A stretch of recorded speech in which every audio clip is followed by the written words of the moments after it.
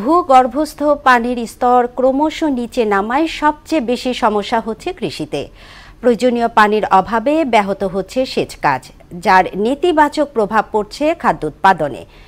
অভিন্ন নদ নদীর পানির ন্যায্য হিসা নিশ্চিত না করায় এবং অনাবৃষ্টি ও খাল বিল শুকিয়ে যাওয়ায় এমন পরিস্থিতির কারণ বলে মনে করছেন পরিবেশবিদরা। ভূগর্ভস্থ পানি নিয়ে উষা ফেরদৌসের 2 পর্ব ধারাবাহিক প্রতিবেদনের দ্বিতীয় পর্ব আজ। অভিন্ন নদ নদীর পানি উজানের দেশ প্রত্যাহার করায় ধীরে ধীরে মরুকরণের দিকে যাচ্ছে উত্তরাঞ্চল, আর দক্ষিণাঞ্চলের নদীতে বাড়ছে লবণাক্ততা। পানি উন্নয়ন বোর্ডের তথ্য বলছে, ভারত অভিন্ন 54টি নদীর মধ্যে 47টি নদীর গতিপথে ছোট বড় 5 শতাধিক বাঁধ নির্মাণ করার মাশুল গুনছে ভাটির দেশ বাংলা। নিয়মিত ড্রেজিং না করা এবং অনাবৃষ্টি সহ নানা কারণে দেশের 18,000 মাইল নদ নদী শুকিয়ে 8,000 মাইল এসে ঠেকেছে।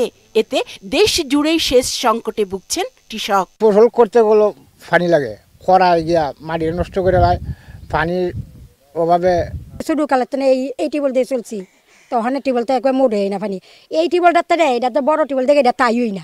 আগে যেরকম আপনার পানি উঠতো, হ্যাঁ, এখন এই 1-2 বছর ধরে কোনো কলে পানি উঠে না।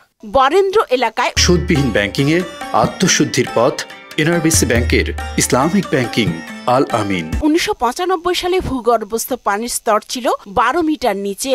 15 বছরের ব্যবধানে 2010 সালে এটি নেমেছে প্রায় 23 মিটার নিচে। কিছুটা রিচার্জ হবে পুকুরগুলো থেকে ভরাট করে ফেলছেন। আমাদের তো ওপেন স্পেসই নাই, কোনো জায়গায় নাই। অনেক জায়গায় ভূগর্ভস্থ পানি আর্টিফিশিয়ালি রিফিলিং করা হয়, রিচার্জ করা হয় রেইন ওয়াটার দিয়ে। ওটা খুবই ঝুঁকিপূর্ণ, কারণ বাইরে থেকে যদি আপনার দূষিত পানি ঢুকিয়ে দেন, তাতে পুরো ভূগর্ভস্থ পানি দূষিত হয়ে যাবে। সব কিছু মিলে আমরা আসলে একটা ঝুঁকির মধ্যে আছি, সামগ্রিকভাবে চ্যালেঞ্জের মধ্যে। আমাদের ফিরে যাওয়া উচিত আসলে সারফেস ওয়াটারের উপরে। সারফেস ওয়াটারের একটা বড় অংশ আসে আমাদের প্রতিবেশী দেশগুলোর থেকে, সেই খাতে আমাদের দিতে হবে, সমাধানের দিক দিতে হবে। বিশ্ব খাদ্য ও কৃষি সংস্থা জরিপ মতে, ভূগর্ভস্থ পানির উৎস যেভাবে নিঃশেষ হচ্ছে, তাতে সতর্ক না হলে ভবিষ্যতে বড় ধরনের মাশুল গুনতে হবে। আমরা যদি প্ল্যান করি, দীর্ঘমেয়াদী একটা প্ল্যান করি যে খাল খনন করব, আমরা যেসব জায়গায় পুকুর আছে পুকুরই থাকবে, এটা ভরাট করা যাবে না। না হলে কিন্তু আগামীতে কৃষি আরো ভয়ঙ্কর, ইরিগেশন ফেসিলিটিসের জন্য হয়তোবা কৃষির জমি অনেকগুলোই খালি থাকবে, ফসল করতে পারবে না। কৃষি যদি উৎপাদনশীলতা না হয় এবং আমরা যদি আমদানি নির্ভর হয়ে যাই, তাহলে অর্থনীতিতে বিশাল বড় একটা নেগেটিভ ইম্প্যাক্ট ফেলবে।